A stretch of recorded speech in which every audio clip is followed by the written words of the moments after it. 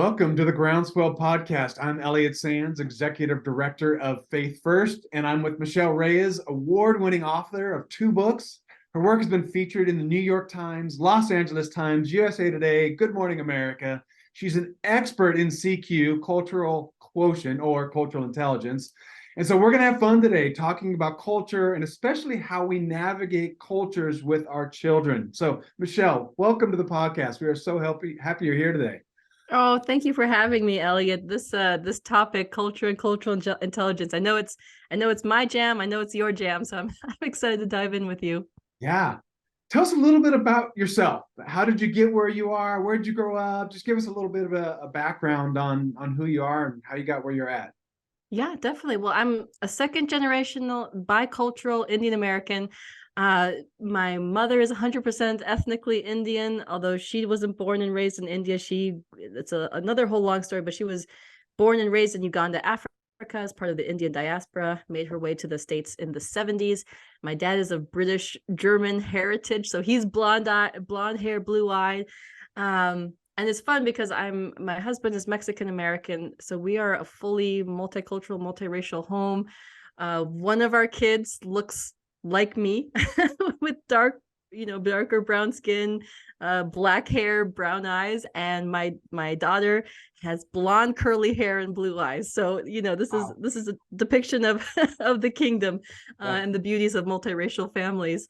But I grew up in Minnesota, in a largely Scandinavian community. So think blonde-haired, blue-eyed Swedish classmates who all love Swedish meatballs and go cross-country skiing. And that was kind of my community. And I didn't really know any other Indians growing up. I was one of the only brown-skinned minority kids in my entire school. And just all those experiences that I had growing up of constantly having to adapt and connect to people who didn't look like me, didn't dress like me, didn't live their life the way my family lived, like in terms of eating Indian food or honor shame culture or any of that. Just kind of, I felt like instilled from me from a very early age, this passion to help people thrive in diverse spaces, help people figure out how to adapt, how to adjust. What should you say? What shouldn't you say? What's offensive? What's like those questions that just open doors immediately? Because I felt like in just living that out every day, I understood some of the rules of the game, so to speak. And so from a very early age, my passion has just been to help other people thrive, to figure that out. And the more multicultural and global our country has even become over the last 30 years, that just feels like an increasingly prevalent need. And so since that time, I've become certified as a cultural intelligence trainer. My husband and I were church planters in Austin, Texas, and so our personal and professional lives, like we're doing cross-cultural ministry every single day. So it's just something that we live in, that we're passionate about. And now I'm raising my children to also learn how to effectively connect with and adapt to and connect with the people of different cultures in their lives. Yeah, that is great. And I can't wait to hear some really practical stuff and hey, how do we do this as parents? Because yeah, it is, I think it's important. We think it's important because our nation is changing. There are changing demographics here, and granted, I live in San Jose, which happens to be the second most diverse county in the nation outside of New York. So wow. that's part of kind of the milieu of the Santa Clara County and San Jose. But the more even I travel outside of California, the more you see more and more diversity. Yes. And the different kind of areas that we go. So would you tell us what is CQ? Tell us what that is. What's cultural intelligence? Just give us a kind of a primer on that. Yeah, it's a really fancy word, right? Like cultural intelligence, CQ meaning cultural intelligence. It's just a fancy way to to talk about the ability to interact and engage effectively with people of different cultures.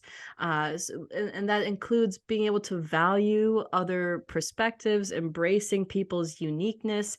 And on the one hand, the term cultural intelligence is a newer term.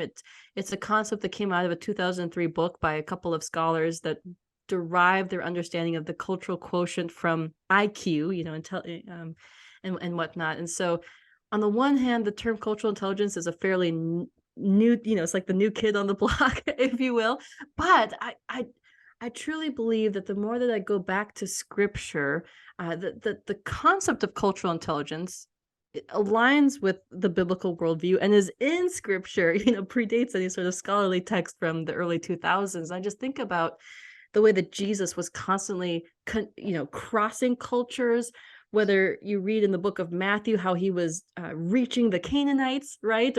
Or interacting with a diverse spectrum of Jewish peoples, or he's going to Tyre and Sidon, and speaking different languages, adapting how he's teaching people about himself. And you really get this robust picture that Jesus was crossing cultures and effectively adapting how he presented himself, how he spoke, how he taught people about God for the sake of the gospel, for the sake of winning people to himself and expanding the kingdom. And so I think that's a very important starting point, because I know that just any conversation on culture, and parallel to that, conversations on race, they can feel very scary or big or just secular. And so I think it's just so important for us to understand that when we're talking about cultural intelligence, we're talking about something that deeply aligns with a biblical worldview. And at its core, being culturally intelligent is simply learning to cross cultural boundaries the way Jesus did, to reach people where they're at, and to embody the love of Christ with whomever we encounter. I love that. I love that you start kind of with a biblical context there. Israel was put in God put Israel in Israel, his people in Israel for a reason, because it was a crossroads, right? I mean, it was a trading center. So Africa, the traders from Africa would come through there, traders from Asia would come through there, traders from Europe would come through there. And so it was a multicultural area. And I was just thinking earlier today how many connection points there are between the Roman, Greek, Jewish world of Jesus' time and the US right now, from a multicultural, from a even economic perspective, right? Like there's just so many overlaps. And so when we read the Bible and Jesus, like I think there's a lot of connection points now that maybe 1,000 years ago weren't quite there because of the culture that we live in right now, the multicultural, area that the US is. So yes. Yes, absolutely. And yeah, I appreciate that, because one, I think sometimes we think of the Bible, we're like, oh, there was Jews and Greeks and Romans, like there's just three people groups. But like those were very diverse people groups in and of themselves. But then you have the Cushites, and you have all these people from Africa and from beyond, right? From Persia and India and whatnot. But second of all, and just to go a little deeper into cultural intelligence, and this connects with my first book, Becoming All Things. I love how the Apostle Paul exemplifies cultural intelligence in his life and ministry too. If you allow me to go a little deep dive for a second, cultural intelligence has 4 capabilities. So to be culturally intelligent, you have to have a CQ drive, which is like, you have to be motivated. You have to care. Like if you don't care and are not motivated, nothing else really follows. Like you have to see the benefits for yourself, for others, in encountering other cultures. But then there's CQ knowledge. You actually have to learn, okay, what languages do these people speak? What are their customs, traditions? How do they live their life? And then there's strategy. And this is the idea that, okay, now that you're motivated to connect with somebody and you've studied a little bit about their history and their culture, now you make a plan. You're like, okay, if I know that that's honoring in their culture or that's dishonoring in their culture, I'm going to do this or I'm not going to do this. And then the last step is CQ action. So it's this idea that you put it all together, your drive, your knowledge, your strategy, And then you go out there, you start living your life and adapting and figuring out, okay, that worked, that didn't work. And I think about 1 Corinthians 9:19-23, where the Apostle Paul says, to the Jew, I became like a Jew to win the Jews. To the Greek, I became like a Greek to win the Greeks. I became all things to all people for the sake of the gospel. You have all four capabilities of cultural intelligence in that passage, right? CQ Drive. Why did Paul want to connect across cultures? For the sake of the gospel. The gospel was the goal. That was his motivation. And that's what our motivation should be too. CQ knowledge. So he begins to study how do Jews live? How do Greeks live? And then his strategy was, I became like them. He figured out how to adapt. I mean, he's shaving his head, he's shaving his hair at one point, and he's drinking and eating foods that he normally wouldn't eat and drink. And he's doing all of these adaptations for the sake of the gospel, making those strategies, and then just that execution. He became like them. And I think, and I pose this in my book as well, for us as Christians today who want to connect across cultures for the sake of the gospel, what would it look like to become all things for African Americans, or to become all things for Latinos, or I became all things to Asians or Asian Americans? What does that mean? How do you become like an African American to win the African American? How do you become like the Asian American to win the Asian American, and so on, and to do that for the sake of the gospel? So I think that's an important question that we need to be asking ourselves today. That's really good. That is really good. I want to pivot us a touch. Actually, I'm not going to pivot. I'm going to go right with, if you have somebody who's not motivated at all. So you start with motivation and then move from there. But if you have somebody who just says, I don't see why it's important, let alone why should I teach my kids anything about this? Like, how would you respond to that? Do you have a kind response? Yeah. It seems like it should be a normal, like, hey, we should want to do this, but maybe that motivation doesn't sit there. Yes. Well, I think the first thing is to understand that, like, it's not a bad or shameful thing to connect across cultures because it aligns with your own interests. Like, that's actually a very important step, and it's not necessarily selfish in and of itself to think in that way. And I have a lot of conversations like this with parents who just feel like they're hitting their head against the wall with their kids, because they're like, I'm trying to get my kids to love other cultures and they're not interested. And so my first question is, well, what are your kids' interests? What are they interested in? Are they interested in sports? Do they play soccer? Do they like trivia? Do they like dolls? Like, what is it that they love already? And then how can cross-cultural engagement connect with that? So my son loves trivia. Like, we're driving in the car, we're getting dressed in the morning, we're making breakfast, and he's like, ask me some questions. And so we just, years ago, when he started asking me to just give him questions, just started bringing in questions about the world and different cultures and languages and flags, and he loves that. Like, trivia is his jam. Now, my daughter could, this is probably gonna sound extreme, but my daughter could care less about trivia. She's like, I don't want to be asked these questions, but she's very artistically inclined. So she loves to dance and sing and paint. And so with her, we're doing all these YouTube tutorials, learning, dances from around the world, and dancing in her living room. And because of that, I'm learning dances from around the world and dancing in my living room, and painting. Like, we'll find a beautiful picture of a vase or some artistic rendering, and learn a YouTube tutorial to paint that. So really, the first step is to figure out, okay, what gets you up in the morning? What are you passionate about? What are your hobbies? And how can cross-cultural engagement align with what you're already doing to get you excited? That's good. And these days, at least when you look at social media, there seems to be a lot of foodies out there. Yeah. So I would think at the very least, like, trying some food that maybe is outside of your comfort zone. Yes. And if you're afraid it's going to be spicy, usually they can make it not spicy if you just go in and say, I don't have a spicy palate, which is not my case. I love spicy food. Yeah. But I love that. And because there are, and I think it leads to another great point, which there are so many connection points that we think don't exist because that person I don't speak the same language. I don't look like them.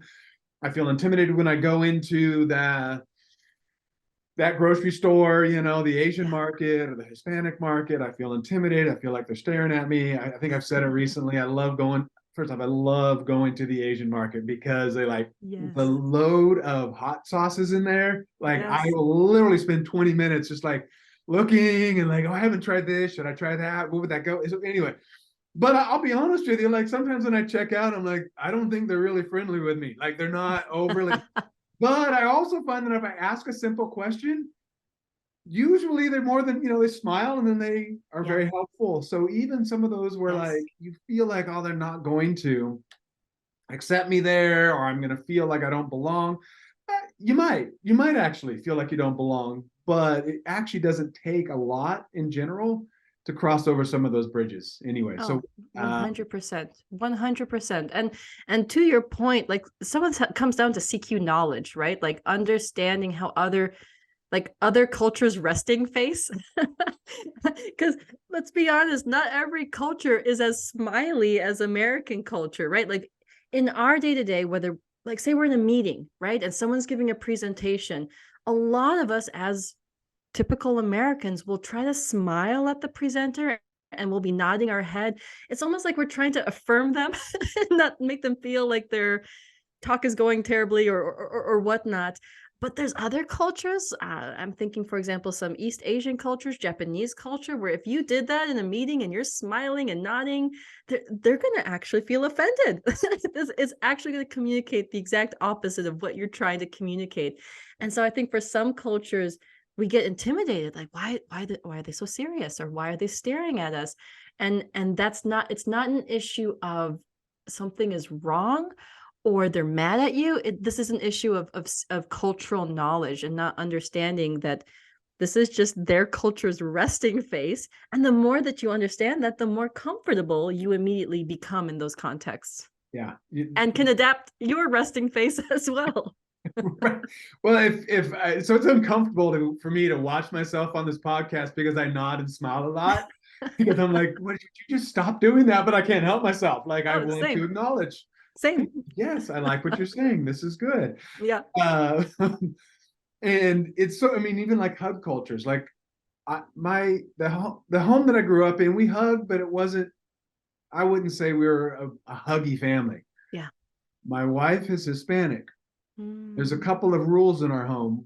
One is before you leave the house and when you come home, everybody kisses everybody. Like Yeah. it's there, and there's almost always a hug. There's a, and that's just the way it is. And so I've had to learn to adapt. Now, our oldest daughter married somebody who did not come from a huggy family, but after 20 years, we broke him down. Like he knows when you come in the house, you're getting a hug. That's all there is to it, and you do. And we adapt to families, and there's some of crossover similarities to how we do that with Yes. cultures, and Yes. and when we learn, oh, that's why that culture doesn't smile as much, or that's why they're not as affectionate physically, like, Yeah. oh, that makes sense. And now my grace quotient goes up. Like I Yes. understand it's not me, it's just that's a culture. That's just the way that is.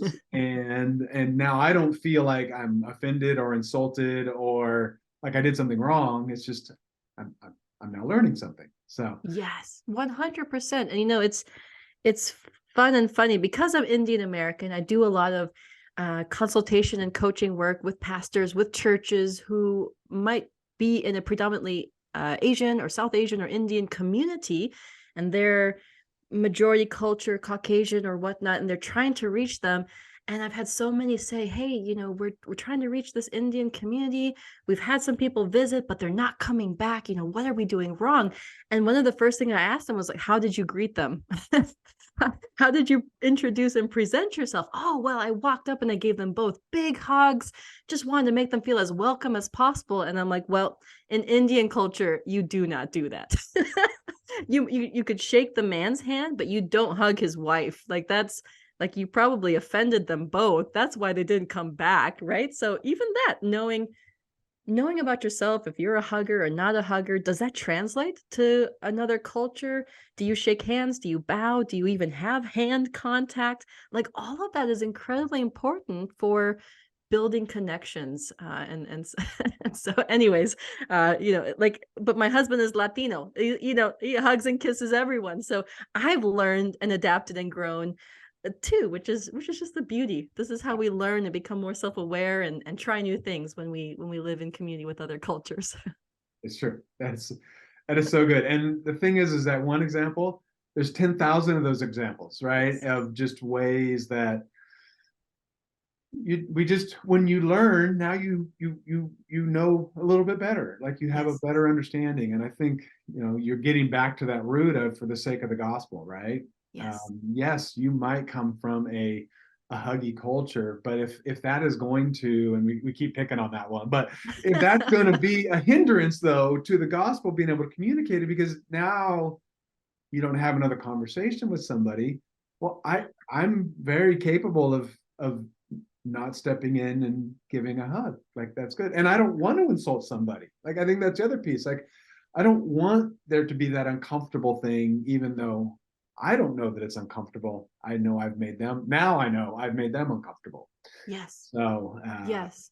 And that's where having a high degree of cultural self-awareness comes into play, being able to express who you are and to ask the other person, hey, are you this way or not this way, right? Even something as simple, this is CQ strategy, right? Being able to walk up to a person of another culture and say, hey, I'm a hugger. Are you a hugger? And to do that without your arms being open, because then they feel pressure. But like, would you like a hug? Do you shake hands? How do you greet one another? And to just adapt based off of what they say. Or for example, in Asian culture, it's considered very rude to interrupt a teacher or a professor or a pastor, which is why you have the situation where in classrooms, the Asian students aren't asking any questions. It's not because they're not engaged or they don't have questions. It's because to interrupt the professor, raise your hand, would be seen as an insult. So they are the students who are most likely going to find you after class or go sign up for your office hours. And so, for example, when I guest lecture at places, I will say at the beginning, hey, I'm Indian American. This is how I understand cultural dynamics within the classroom. But I welcome you to raise your hand and ask a question, or you can contact me afterwards and we can have a one-on-one chat via email. But just the more that you're aware of your own sort of communication styles, you can actually create bridges of connection by just expressing that and inviting people to respond in the ways that they know how to communicate best too. So the more self-aware we are, the more immediate connections we can just bridge as a result. yeah, that's so good. That's so good. All right. Even though I have like at least another 30 minutes of stuff I'd like to talk about around that, I'm going to move us a little bit to talking more about our kids and children and how we raise our children in a way that this becomes natural to them. Yeah. With our kids, a lot is caught rather than taught. Obviously, we teach a lot, but our kids just pick up on our attitudes and the way we're interacting. So, in parenting, how should parents be modeling healthy CQ in homes? Like, what does that look like from a parent perspective? And then we'll get down to like some examples for like things we can do. But what does that look like to model that in our homes? Yeah. Well, I think two things we've kind of touched on is just, and this is language that I use a lot, is um, spreading a cultural feast, right? Like, because most parents don't even know what their kids are interested in. So it's like spread the feast. I mean that metaphorically, not just food, but expose them to as much as you can to figure out what are they latching onto, what sparks their curiosity, and then really dive into interest-led learning, like engage with culture through their interests. So those are the foundational first steps, is spreading cultural feasts, interest-led learning. But then to your point, just modeling cultural curiosity and interest as a parent, like you said, so much of what my kids say is because they've heard me say it. And so, for example, uh, I, I love walking up to people, not just randomly, like in awkward ways, but if we're at the gate at the airport, or I'm checking out at the store, with the cashier or whatnot, to be like, hey, I hope you don't mind me asking, but I'm Indian American. What are your ethnic roots? Like, that is a question I ask all the time to people, and I always lead with what my ethnic roots are, so it doesn't feel like I'm interviewing them. Um, and then that usually always leads to a fun conversation, wherever I am. I was recently at a store, and I was asking this woman who, she had a headscarf on and everything. I was like, hey, I'm Indian, what are your ethnic roots? And she mentions that she's Iraqi, or an Iraqi refugee. And we had a whole conversation about that. And my kids are just standing there listening. And so a really special moment was just a few weeks ago. We were at the airport with all of our suitcases and our backpacks, and we were checking them in.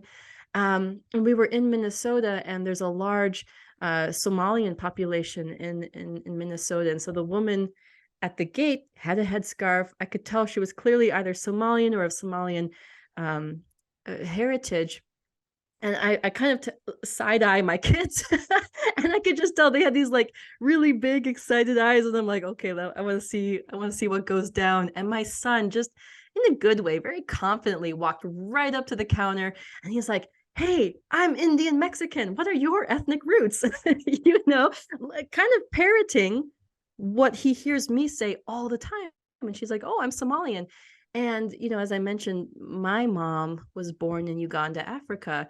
So she says, oh, I'm Somalian. And he, without even like missing a beat, was like, well, that's cool. My nana is from Uganda. And all of a sudden she's like putting the tags on our suitcases, and we're having this like in-depth conversation about Africa, and it's all led by my 8-year-old. And so I just think, what we say, the questions we ask, how often we initiate interacting with other cultures, or if we model avoiding other cultures, our kids pick up on that. And so if you're trying to think of step one, I think an easy one is just that ethnic roots question. What are your ethnic roots? Asking that to people, finding points of connection. Your kids will see that, and it'll become more on their minds to ask people that as well. Good. Can I ask a question connected to that? Because it seems like in culture these days, it can be really tough to initiate that conversation. And I did a DNA test, and I'm all white. That's it. I actually thought I was Native American for a long time. I actually thought I was German. Come to find out, I'm not even German. I'm mostly Swedish. Like, it was a mess. I don't know what like, my grandfather was supposed to be 100% German. I don't know how I'm not. But anyway, with all that said, my mother was surprised too. So she's gone from a beer maid to a Viking. So that's our family. So, but with all that said, there can be some fear in stepping into that conversation. And my question is, how do we dig into that in a healthy way? Because I love the conversation. Since I was a kid, I would ask people, like, I use the word blood, like, hey, what's your blood? Meaning, like, where are you from? And that was always a term I used as like a second grader. Yeah. But how would you step into it in such a way that, I would never want to insult, because it's always a matter of curiosity for me, but I never know how I'm going to be received. So do you have any kind of advice around some of that? Totally. Well, I think there's two pathways. One path just leads to horrible crash and burning, and one pathway leads to a lot more success. And the two paths is, one is virtue signaling, and the other is like true relationships. And I'll tell you an example from both. Maybe about a couple months ago, I met this woman, and I could tell she was a well-intentioned white Christian woman, well-intentioned. And by the way, whenever I have these conversations, and I think this is a healthy biblical posture, is to always assume the best and not the worst, always give people the benefit of the doubt. But within the span of about a minute of her learning that I was Indian American and I talk about culture and race, I think her first comment was like, oh, I went to a BLM movement once. And I was just like, thumbs up, like, good for you. And poor gal, I think she probably just didn't know what else to say, but she wanted to show me in some way that she's like in it, doing the work, cares, but Yeah. it wasn't relational. It wasn't personal. It was like there was nowhere for us to go from that. And I've never seen her talk to her since. But on the other hand, I have another friend, a new friend, a new majority culture friend who um, just, it was very clear from the beginning that she just wanted to be my friend. Like she wanted to hang out and she wanted to get our kids together and play at the pool. And she wanted to get together for coffee. Um, and then in the midst of just getting to know me as a full-bodied person, she started to ask questions like, "Oh, what cultural holidays do you have?" And then she found out that we were about to celebrate a big Indian holiday, and she's like, "Can we come? Can we come to your house? And what should we wear? And what should we bring to eat? And how do we engage in this?" And they came over. We had this big Indian party. My daughter was wearing like a really fancy Indian dress, and after that, she went out to an Indian store and bought her daughter a fancy Indian dress. But there's no virtue signaling there. There's no like, we're just doing this to prove that we're like woke or something. Like there's genuine love, genuine appreciation, genuine efforts for a real relationship. And I have felt honored, but she comes over, she's like, "Are we having chai?" And I love all of that. So I think the just question is, when we're entering into conversations, when we're asking questions, when we're talking even about our own journeys and what we've done, like, what is the point? What is your goal? Are you virtue signaling? Are you just trying to show that you know it, that you're in it, that you're, trying to make the other person think well of you?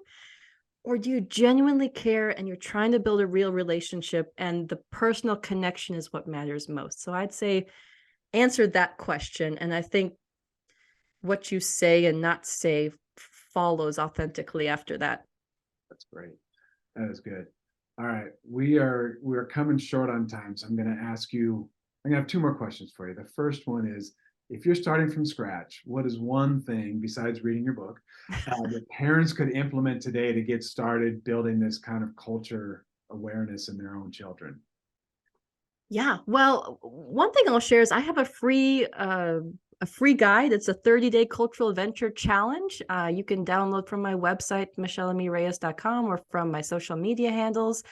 And it's a 30-day, it's a calendar, a 30-day calendar where you try something new every day. And I walk through the activities and give ideas for how to do them, how to execute them with your kids. And again, this all has to do with spreading that cultural feast, that cultural exposure that you can begin doing just right from your living room couch to, one, expose your kids to other cultures, normalize cultural difference, but to really see what gets caught, where's the interest, where's the motivation, what really sparks your kids' interests. So I'd start there. If you're already kind of doing that and you're in it and your kids are like, we love learning about other cultures, then I think something that we do oftentimes, I mean, there's a few things, right? You could have a map of the world in your living room, in your classroom, next to your kitchen table, right? Are you praying for cultures around the world? Do your kids know how to pray for the cultures in your city? Praying, thanking God for them, and asking God to open our eyes to help us learn and grow from our neighbors. It's not just like the please save them all, but that genuine gratitude and thankfulness, that's a big one. We do that daily at our breakfast table. That's part of breakfast morning prayers, is praying for people from around the world. But then I think a second one, and this is oftentimes a dinner time conversation, is the what ifs. What if? What if you met what if you met in, what if you were trying to make friends with that Asian American classmate? How would you do it?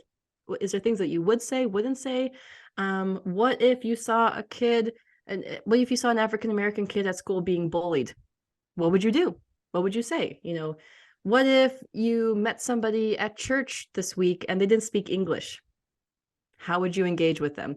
And so just those what if questions that we all have experienced in life, that we're seeing on the news, if we can ask those kinds of questions with our kids, help them process, come up with plans so they're not just like frozen in those moments and then tie it to scripture, that's how we begin to empower our kids in very little subtle ways to take big steps in the world. So pray for people around the world, pray for the people in your city, and ask your kids what if questions.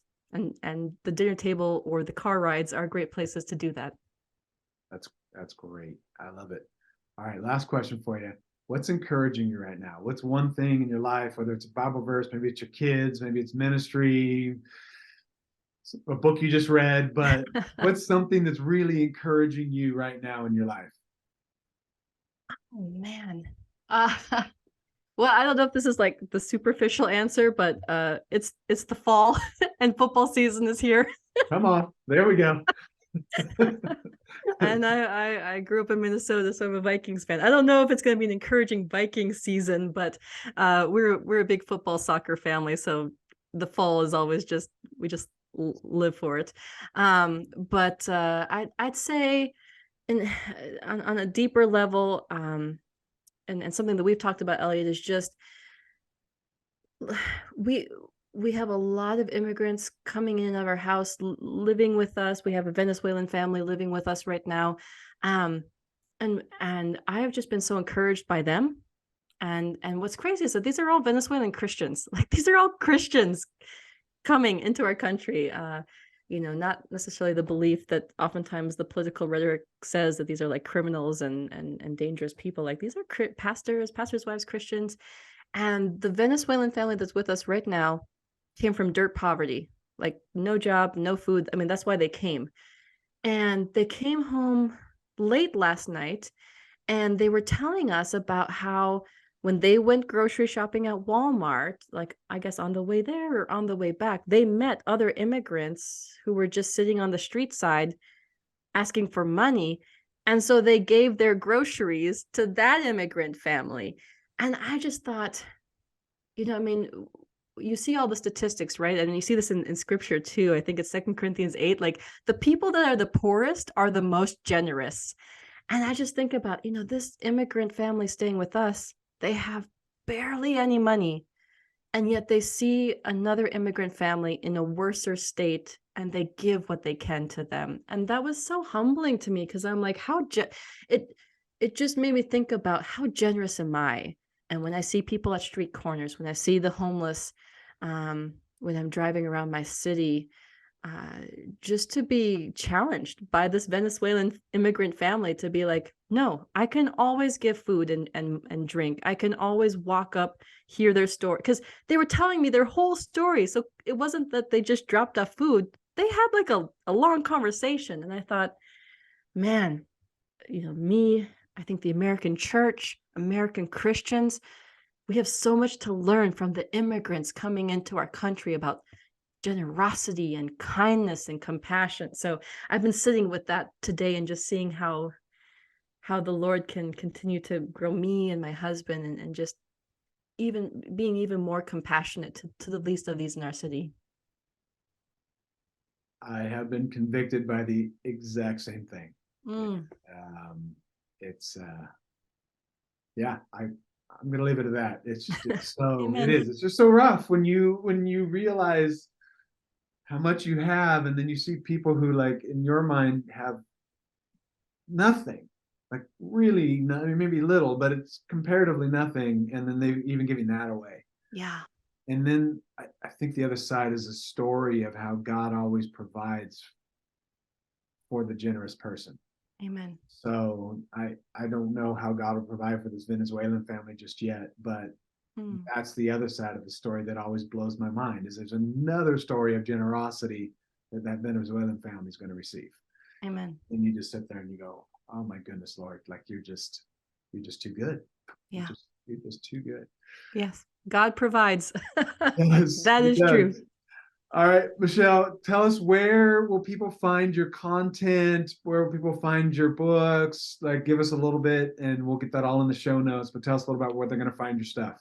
Oh, sure. So the easiest place to go is my website, michelleamireyes.com. That's where you can download the free 30-day cultural adventure challenge. That's where you could opt into the online course that I run, which is the CQ Parenting Playbook. If you would like really tangible nitty-gritty steps on how to increase your child's CQ, drive, knowledge, strategy, behavior, for the sake of the gospel, and to raise them as leaders. It's not just about helping your kid go from just preventing your kid from struggling, but really to be a leader in their class and with their classmates and their peers, and to really be paving the kingdom of God in the here and now. So you can learn more about the CQ Parenting Playbook, as well as my 2 books, Becoming All Things and The Race-Wise Family. And if you like to hang out on Instagram, my handle is Michelle Reyes. Please come and say hi. I love chatting with people there too. Awesome. Well, Michelle, thank you so much for joining the podcast. I love that you were here today. For everybody, let's go out today and live faith first.